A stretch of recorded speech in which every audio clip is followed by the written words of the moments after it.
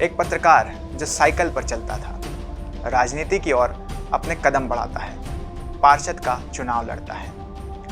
उसने ये सपने में भी नहीं सोचा होगा कि राजनीति की ओर उसके ये बढ़ते कदम उसे एक दिन मध्य प्रदेश जैसे राज्य का मुख्यमंत्री बना देंगे। वो देश की सबसे पुरानी पार्टी का 18 साल तक खजांची रहेगा। नमस्कार, इन्हें राजनेता कहते हैं। मैं आदित्य यादव आप सभी का स्वागत करता हूं। आज मैं आपको सुनाने जा रहा हूं कहानी देश की राजनीति में अपनी अलग ही चमक रखने वाले राजनेता मोतीलाल वोहरा की।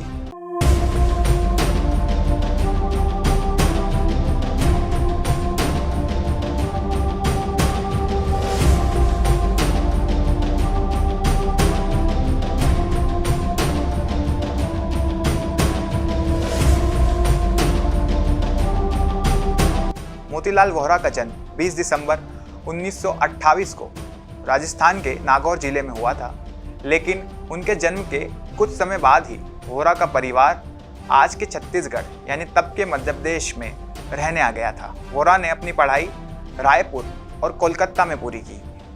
पढ़ाई के बाद वोहरा नवभारत टाइम्स से जुड़ गए और पत्रकार बने। पत्रकार रहते हुए ही मोतीलाल वोहरा राजनीति में एक्टिव हुए और प्रजा समाजवादी पार्टी से जुड़ गए। 1968 में उन्होंने पहली बार दुर्ग से पार्षदी का चुनाव लड़ा और चुनाव में जीत हासिल की। बस यहीं से उनका राजनीतिक सफर भी शुरू हो गया था। इस बीच वोहरा की मुलाकात कांग्रेस नेता केसरीलाल शुक्ला से हुई, जिसके बाद उन्होंने कांग्रेस पार्टी का हाथ थाम लिया।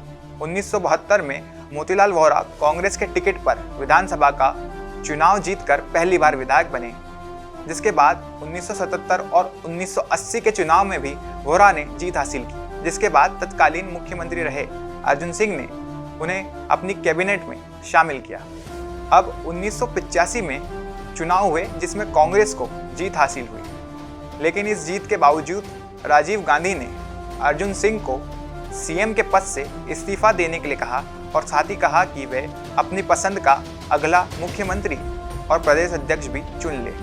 जिसके बाद 13 मार्च 1985 को मोतीलाल वोहरा पहली बार मध्य प्रदेश के मुख्यमंत्री नियुक्त हुए।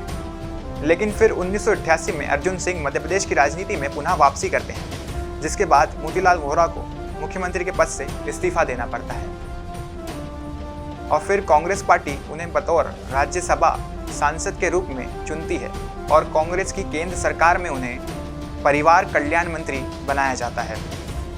लेकिन फिर 1989 में अर्जुन सिंह का नाम चोरठ लॉटरी कांड में आता है, जिसके बाद अर्जुन सिंह मुख्यमंत्री के पद से इस्तीफा दे देते हैं। फिर मध्य प्रदेश के नए मुख्यमंत्री के नाम की चर्चा शुरू हो जाती है। अर्जुन सिंह दिग्विजय सिंह को सीएम बनाना चाहते थे, तो माधवराव सिंधिया का नाम भी मुख्यमंत्री पद के लिए काफ़ी आगे था। ऐसे में राघवगढ़ के राजा और ग्वालियर के महाराजा के बीच चल रही खींचतान का फायदा मोतीलाल वोहरा का होता है और वो दूसरी बार मध्य प्रदेश के मुख्यमंत्री चुने जाते हैं। लेकिन फिर देश में लोकसभा के चुनाव होते हैं और मध्य प्रदेश में कांग्रेस पार्टी का प्रदर्शन बेहद ही निराशाजनक रहता है, जिसके बाद मोतीलाल वोहरा को मुख्यमंत्री के पद से हटा दिया जाता है और बतौर मुख्यमंत्री मोतीलाल वोहरा का दूसरा कार्यकाल महज 11 महीने तक चलता है। फिर 1993 में वोहरा को उत्तर प्रदेश का राज्यपाल बनाया जाता है और उनके कार्यकाल के दौरान उत्तर प्रदेश में राष्ट्रपति शासन लागू था, मतलब पूरे प्रदेश की कमान वोहरा के हाथ में थी।